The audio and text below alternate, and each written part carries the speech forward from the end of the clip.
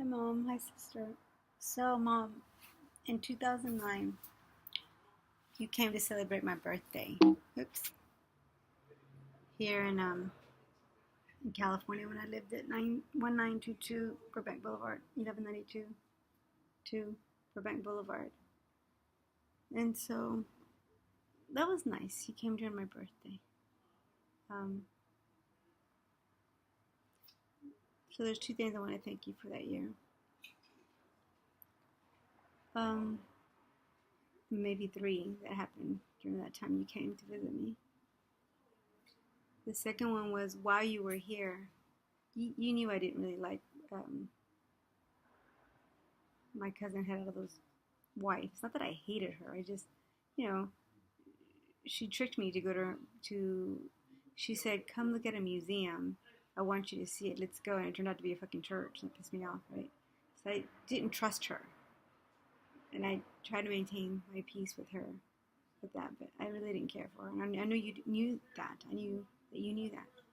But I mean, it's just another example of you not judging me and forcing me to think like you or complaining. You didn't complain. You didn't force me to be like you. Just said, "Oh, okay, I'm gonna go over there."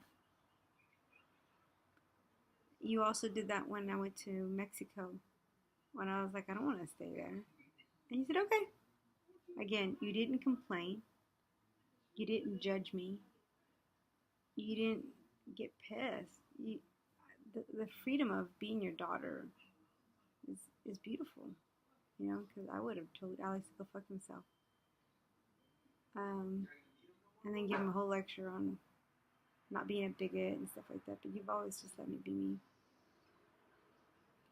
I know there was something else. Oh, so during that time frame, we went to I don't even remember her name, but my cousin had out of those wife, widowed wife, who is now married, and they try to convince you to think to accept their religious ways. Oh, they were Mormons. Mm-hmm. And I was like, oh God, I thought I was gonna have to go in there and defend you, but you didn't. You stood your ground. I mean, immediately there was this woman that I had never seen before saying, bueno, yo no les prometo que voy a creer en eso. Ustedes me pueden hablar de su religión, pero yo no sé. Yo ya tengo mis creencias. And I just watched you. I was really proud of you, Mom. Very proud of you. And there was also, I guess that happened a lot during September, I think, of 2009. I was still doing my puja. God, it's about to be 10 years since I did puja. Uh, and you looked at one of my videos and you looked at it and you actually had an opinion. Yeah. I was like, what the fuck? You were like, okay, your eyes look like they're moving around too much and you're trying to read. You need to fix that. I was so proud of you. So proud of you for voicing without me having to request, without me having to form a question, um, uh, probing you, prompting you to say something. I wasn't even going to ask you what you thought. You just told me, and I was like, wow. And then, of course, I remember that feeling of, I wonder how many years have gone by where she's wanted to say something and she just doesn't say anything. Mm-hmm. I guess that part makes me sad. Like, when I think of the times that you don't say anything, and because for so many years you've had to keep your opinions to yourself, you know. I remember the time that you and my sister and Alex came to see my play in Houston, and Lindsay had a giant zit on her chin, and I had given her the stuff for the zits, and I guess she put too much, and you just let her walk around with a lot of like almost like toothpaste around her chin, and you never said, "Hey, that's too much." And I was thinking to myself, why would she let my sister run around with all this white shit on her chin. And when my sister asked you, why didn't you say something? You go, oh, I thought you knew. Mom, you know she didn't know. But you would do stuff like that with me too. You would see like food in my mouth and just not say anything.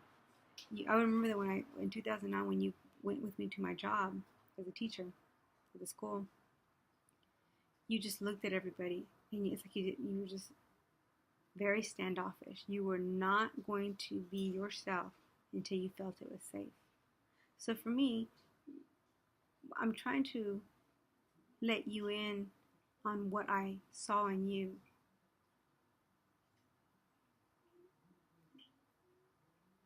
That made me happy or take notice when you actually spoke up. Because it was out of, when I say out of character for the person you were forced to become. Not that's not you. You are a person who has opinions. You have very strong opinions, but you've always had to shut them down. That can cause illness. So of course, when I thank you in this video, I just reminding you that you have a voice and you're reclaiming it. And I have seen it come out here and there, and I always hope to see more of it, despite the fact that I'm not going to make any more videos. Oh, my sister. Well, today I'm really proud of you, sister. I'm really proud of you taking the day off to take care of Mom since I can't be there. It's really, really sweet of you. And driving her. And then, furthermore, taking her to the casino, you know? I think that means a lot to my mom. She won't say it, but it does. And that makes me feel good that you guys are spending time together. Thank you for doing that, sister, for being considerate of my mom. All right, bye.